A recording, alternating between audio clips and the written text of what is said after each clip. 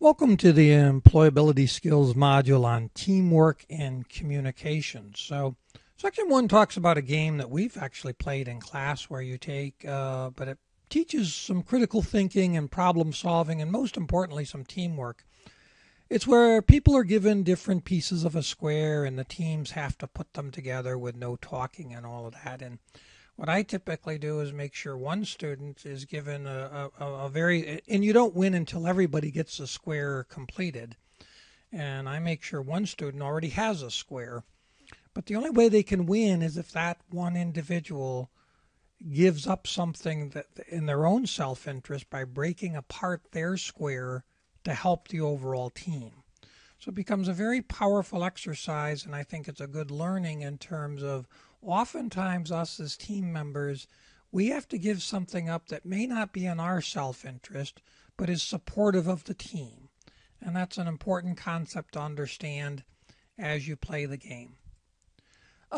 Second section is going to talk about how do we make informed decisions. Now, of course, we're going to do something, so a decision is going to get made.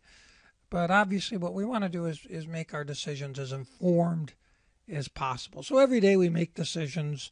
How we make decisions, some oftentimes depends on the size of the impact. If it isn't very impactful, we may not spend a lot of time on the decisions. But certainly important decisions, we want to go through some sort of process to make sure we're making wise decisions. I mean, you could flip a coin, you could say, does it feel right? Or you could use some sort of formal or logical method which ranks your options or eliminates decisions. Sometimes, if it's where we want to go to lunch, maybe flipping a coin or rolling a dice is fine. If it's which job offer do I want to accept, I probably don't want to just flip a coin. Now we're going to talk a little bit about problem solving, how to solve problems that come up. So problem solving, lots of times you can put things into a diagram. See what my options are, write them down. Again, a very formalized, thought-provoking process. Make a list, arrange the list. Oftentimes people will talk about the pros and the cons of each option. Talk to people. People will help you. Ask questions. Don't be afraid to ask lots of questions to help you problem solve. Problem-solving strategies, well, we might use trial and error, sometimes known as guess and check. Good, it's fine if the cost of a wrong decision is minimal, and it's also good if the number of possible answers is not very large. But oftentimes that's not the case, so we have to use some different strategy. Another strategy would be divide and conquer. Break the big problem into several smaller pieces. This often helps with, I know I get anxious sometimes and anxiety creeps in and I say, well, because the problem may seem insurmountable. And oftentimes if I break it down into manageable units, it really helps me with the decision making.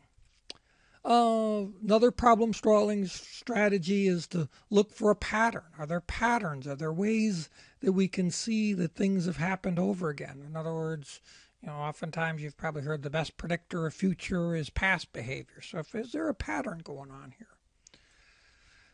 Another strategy would be working backwards might be useful. Some people call it, what does success look like? What are we trying to accomplish? What would be the perfect world, and work back from that perfect? And you may not get everything that you want in the perfect world, but you at least are now striving for what is it we're trying to accomplish, which is always a great question at the beginning of the problem solving. What would be success? What would we say works, and then work ourselves back from that. Section 4, we're going to talk a little bit about quality improvement. How do we continue to improve the quality? We get to a certain standard. How do we keep getting better? So lots of quality improvement programs. First of all, we have to identify if we've got a problem, right? And then we need to take a look at the current situation, see what exists currently. And then oftentimes we want to find what's called the root cause. So the root cause is what is causing my problem. or what is, in the 5 whys, we do this in the classroom, is sort of saying, all right, my daughter failed a test. Well, why did you fail the test? Well, I didn't know the answers to the questions. Well, why didn't you know the answers to the questions? Well, because I didn't study. Well, why didn't you study? And you get through this process of 5 or 6 whys, and you find out that watching TV was more important than studying. So you may put a solution in there that fixes the root cause, such as you no TV until your homework is complete and has been reviewed. Lots of times, finding that root cause requires a lot of questions of why this, etc. And lastly, develop an action plan. How are you going to fix that root cause problem? How are you going to make it ideally so it doesn't happen again? Another example is where they've had lots of trouble with email addresses. People would type in email addresses and they would be wrong, and they would have a database wrong. So they put an improvement in place where you have to enter your email. In most places, you enter the email twice, and if it doesn't match, it's caught up front. The problem is fixed.